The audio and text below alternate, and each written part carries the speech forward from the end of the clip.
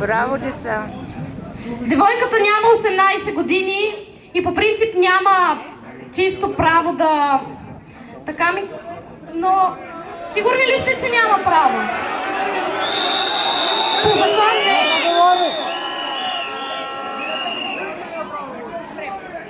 Здравейте на всички! Аз съм Яна и съм само на 16 години.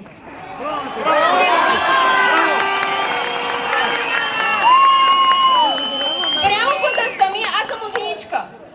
Тепърва живота е пред мен, но не само пред мен, а пред много други тинейджери.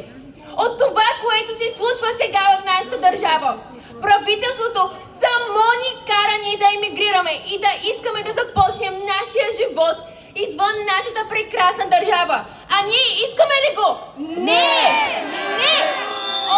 Ние ще се борим до последно! За това